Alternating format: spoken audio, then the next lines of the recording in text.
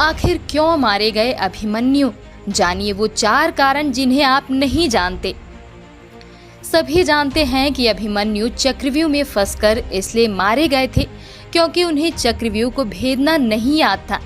लेकिन इसके अलावा 4 कारण ऐसे थे जिसके चलते अभिमन्यु मारे गए। भगवान श्री कृष्ण की नीति के चलते अर्जुन के पुत्र अभिमन्यु को चक्रव्यूह को भेदने का आदेश दिया गया। यह जानते हुए भी कि अभिमन्यु चक्रव्यूह भेदना तो जानते हैं, लेकिन उससे बाहर निकलना नहीं जानते। अभिमन्यु के चक्रव्यूह में जाने के बाद उन्हें चारों ओर से घेर लिया गया। घेर कर उनकी जयद्रथ सहित 7 योद्धाओं द्वारा निर्मम तरीके से हत्या कर दी गई, जो कि युद्ध के नियमों के विरुद्ध था। कहते हैं कि श्री कृष्ण यही चाहते थे, जब नियम एक बार एक पक्ष तोड़ देता है तो दूसरे पक्ष को भी इसे तोड़ने का मौका मिलता है।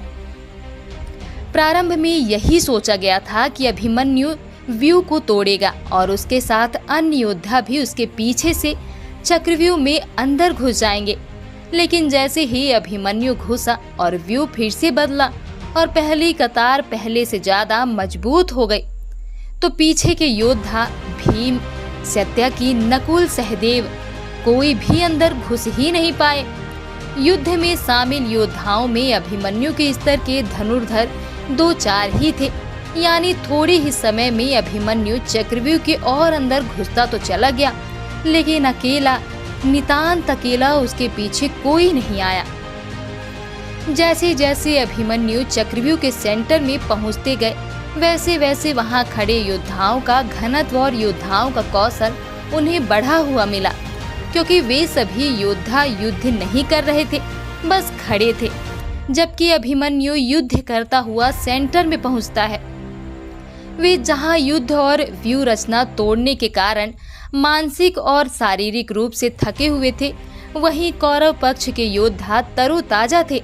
ऐसे में अभिमन्यु के पास चक्रव्यूह से निकलने का ज्ञान होता तो वे बच जाते, या उनके पीछे अन्य योद्धा भी उनके साथ देने के लिए आते तो भी वे बच जाते। लेकिन थकान के कारण वे अधिक जोश और होश से लड़ नहीं पाए। अर्जुन पुत्र अभिमन्यु चक्रव्यूह भेदने के लिए उसमें घुस गया। चक्रव्यूह में प्रवेश करने के बाद अभिमन्यु ने कुशलता पूर्वक चक्रव्यूह के 6 चरण भेद लिए। इस दौरान अभिमन्यु द्वारा दुर्योधन के पुत्र लक्ष्मण का वध किया गया। अपने पुत्र को मृत देख दुर्योधन के क्रोध की कोई सीमा न रही। तब कौरवों ने युद्ध के सारे नियम ताक में रख दिए। 6 चरण पार करने के बाद अभिमन्यु जैसे ही 7वें और आखिरी चरण पर पहुंचे तो उसे दुर्योधन, जयद्रथ आदि 7 महारथियों ने घेर लिया। अभिमन्यु फिर भी साहस पूर्वक उनसे लड़ते रहे।